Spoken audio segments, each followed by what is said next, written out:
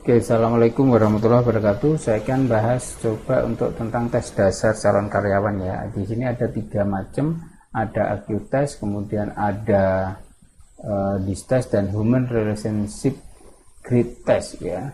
Ini masing-masing punya fungsi. Kalau IQ test itu nanti untuk mengukur intelijensia, logika, kemudian penalaran, sehingga kita nanti bisa memilih apakah karyawan itu cepat tanggap ataukah tidak. Itu nanti jika nilai IQ-nya tinggi ya. Kemudian yang kedua adalah DIS test, itu adalah mengukur gaya perilaku dan gaya komunikasi dari karyawan itu sendiri.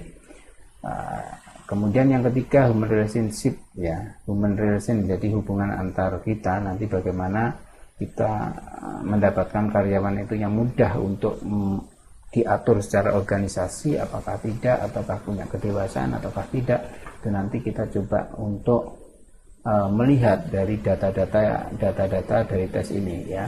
Yang pertama adalah tes IQ ya. Tes IQ ini diklik aja tesiq.com ya. tesiq.com.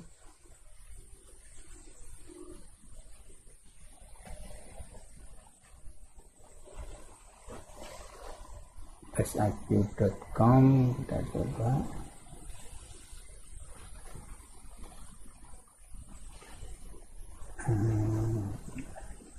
Ini ya, webnya seperti ini. Kalau anda lihat nanti webnya seperti ini.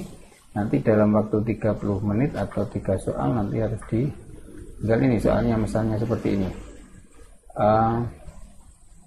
Ini adalah pola gambar 1, 2, 3, 4, 5, 6, 7, 8, 9 ya. Yang ke 9 itu pola yang cocok seperti apa ya. Kita mulai tes sampai akhir nanti akan muncul skor ya. Misalnya seperti ini, yang mana harus kita pilih.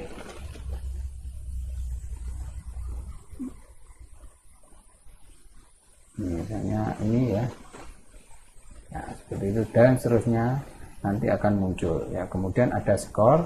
Ketika sudah ada skor, nanti Anda tinggal masukkan skor itu nanti di kolom skor ini ya, di kolom skor ini.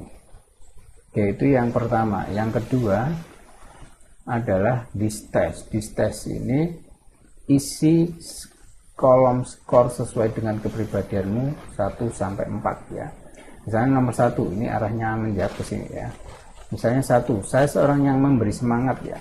Oh enggak lah, misalnya ya, 1 ya, misalnya 1. Saya seorang petualang misalnya. Oh iya, saya suka manjat gunung, naik gunung, dan ternyata saya kasih angka 4 misalnya.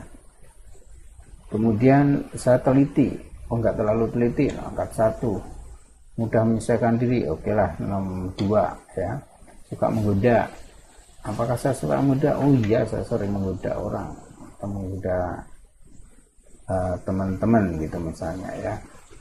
Nah itu nanti dikerjakan secara mendatar ya. Nomor 1 diselesaikan dulu, kemudian nomor 2 selesaikan dulu, nomor 3 terus. Nah nanti secara vertikal itu nanti dijumlah, ini jumlahnya berapa, misalnya jumlahnya 34, ini jumlahnya 45, ini jumlahnya 55, ini jumlahnya 60 misalnya.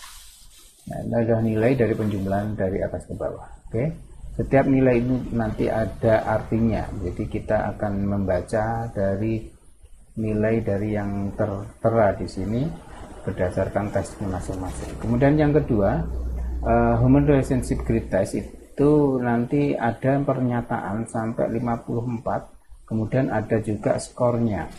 Misalnya pernyataan yang nomor 1, ketika orang lain menceritakan sebuah masalah, saya menawarkan solusi. Apakah Anda seperti itu, apakah tidak?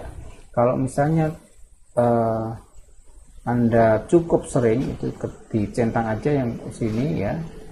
Kemudian ketika sudah dicentang sini, centang ini dipindahkan ke bagian yang diarsir.